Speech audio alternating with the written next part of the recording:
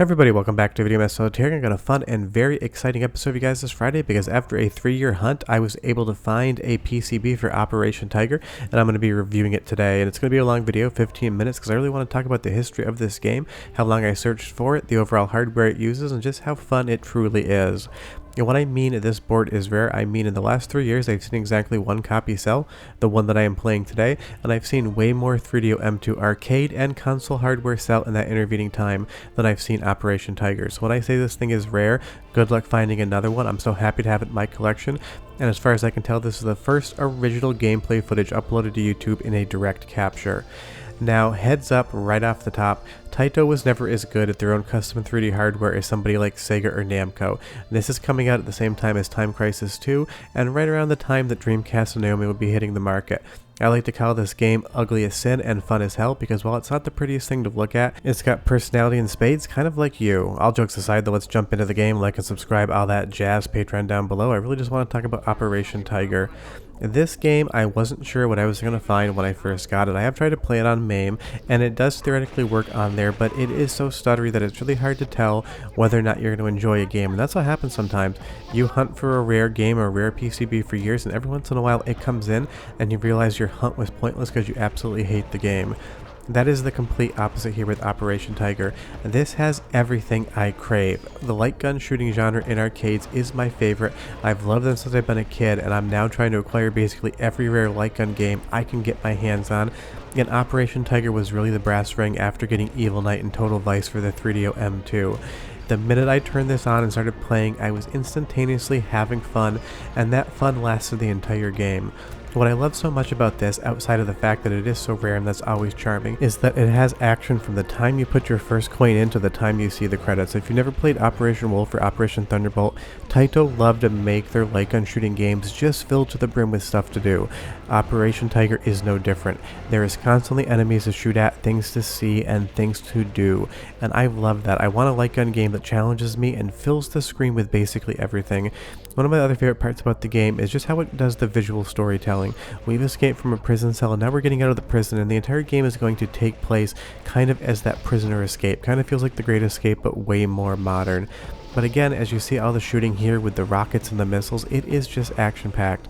Now, I totally understand people are going to say that this is not a pretty looking game. I actually love the jankiness of it, but for 1998, this is definitely not as good as what Sega or Namco had on the market. Even the 3DO M2 arcade board could definitely do better than this. And it's down to the texture work. I would say that the models are relatively good. They have details on them. You can tell a face is a face. A lot of characters have fully modeled teeth or hands. But the textures in this game, the pixels are massive. They're so big you could serve somebody dinner off of them. It has no texture filtering whatsoever, and there's definitely some polygon warping a la the PlayStation 1. But that's the thing, this is all in-house Taito hardware, and of course they didn't have the budget or the skill set that Sega or Namco did to make the graphics sing. But what they could do and what they were great at is making really good action games. And again, as everything just explodes in this game, we open up these doors here and these trucks and tanks start coming towards us. And this is what I crave in an arcade game. There's always something to shoot at. You've got a helicopter up top, a tank at the bottom, and you're going to have more soldiers running in from the left. Now, I did set this up just as a single player experience because these are custom wired controls, but this is definitely a game that is going to be easier with 2 players because everything you see happening on screen right now, this is the game on the easy difficulty, the lowest. If you put this thing up to hard, it's basically like trying to run towards a chain gun and not get hit. There's going to be enemies everywhere and they're going to destroy you. But speaking of destruction, I love how all of the different things in the background blow up as well. That tanker just 100% blew up there with the missile, and as these guys run out of the hangar, it's just an explosion. It basically feels like something like an action movie come to life. Tell me this is a Die Hard game, tell me this is a Rambo game, I would 100% believe it.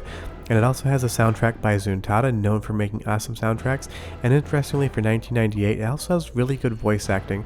So go ahead and listen for like 45 seconds, I'll come back and tell you way more about the game. My name is Milane. I infiltrate the enemy and spread false information. Your comrades are still alive. I'll take you to the guerrilla hideout where they're being held, and we can try to rescue them. Let's go!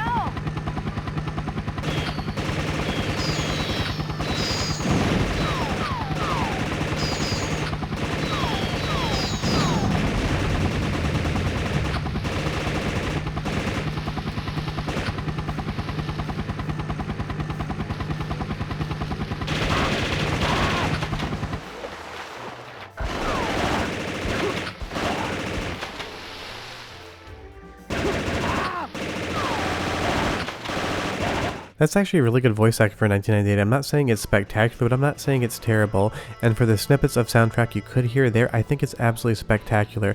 I would have laid over just the soundtrack CD here, but it is basically throwing up a copyright strike every time I try. And I will say that the hardware does have some balance issues between sound effects and the actual soundtrack.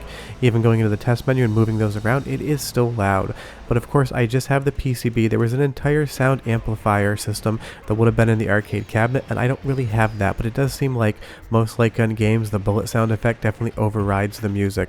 You will see there we just collected a ton of stuff, and in Operation Tiger and all the other Operation games from Taito, you need to pick up magazines. You do not have an unlimited set of bullets, but honestly it's going to be very rare for you to run out. The game gives you just enough to get by on easy, but when you go up to hard mode, you're going to be having a single shot that goes very slowly. I also love the fact that this game does have replayability because there's multiple branching pathways. The only way you can see the branching pathways though is by playing the game well enough and quick enough to advance to the next screen. If you're not doing good, you're not going to see those pathways and you're going to have to go on what the game considers the most linear path. But I love this. There's multiple different ways to go in every single level, so you really can play this game 2, 3, 4 times and see something completely different. I do love replayability in an arcade board because obviously there's only so many times I can play Operation Tiger before even I might grow bored with it. But I just love the visual storytelling in this game, and honestly I think in some ways it can look really pretty. That statue in the background there, everything is done in polygons. It is pushing around a decent amount of polys at the same time and still running at a relatively decent clip. It's going to slow down here and there, but you do need to remember, Taito was a small company in 1998. The fact that they can even get bespoke 3D hardware out is impressive. I'm not entirely sure if the chips were designed in-house by Taito engineers or if they're borrowed from somebody else and resilk screen as Taito chips, but if they're made by someone else, I certainly don't know, and nobody else would either. But moving on to the third stage here, we are now trying to rescue our fellow prisoners, and I will say, this is the hardest part of the game. You cannot shoot your fellow prisoners or else they die in one hit. If you don't shoot the right enemies at the right time, they're also going to die. I shoot the dude on the left, but the guy on the right was able to hit her with a knife, and we have lost her. It is important in the final stage because the more people you save, the more people you have helping you fight the army towards the end. And I love that that bridge up top is 100% destructible. Basically everything in this game can be blown up. If it's a house, if it's a truck, if it's a bridge, a car, a plane, a helicopter, shoot it enough times, throw a grenade or a missile at it, and it's 100% just going to obliterate in the background. All of those straw huts there will just come apart. And I do appreciate that the developers and artists at Taito decided to use the power in this board to make environments destructible, because if you shoot a rocket at a house, you expect it to blow up. In a lot of games of that era, it basically just hits and nothing happens, and I really do appreciate that they kind of sold that extra bit of realism that if you throw a grenade or a rocket into a house, it does blow up. If you throw a grenade or rocket into a group of people, it also blows up. The one thing that I will say that I wish this game had more of is actual graphic violence. When you shoot an enemy, it just basically makes sparks. You do get a little bit of a blood effect on the screen when you get shot, but I could have gone for a little bit more dismemberment, holes through chests a la House of the Dead, but honestly it really doesn't take away from my enjoyment of the game. And now that we're on to the next area, we do get another boss. Not every single stage has a boss, but I love this dude here. He is in the intro. He has these gigantic set of goggles on. Kind of feels a little bit like Psycho Mantis from Metal Gear Solid. But I did unfortunately shoot the prisoner in the back, and it is so hard to avoid it. You need to be shooting perfectly. But if there is one other thing about this game that just does drive me nuts, it's the fact that when you have low health, it starts flashing a siren. I 100% hate that in pretty much any game I have ever played, and I really wish Taito hadn't done that here. But I'm going to give you another taste of the soundtrack as well as the voiceover because I absolutely love it. I'll come back and we'll keep talking about one of the rarest arcade games I've ever owned. But enjoy. Person rescued. There's a temporary enemy camp in some ruins about 100 kilometers north of here along the main supply road. We should be able to secure our escape route there. Before anyone from the base can catch us, we'll use a jeep to break through. Come on, let's go!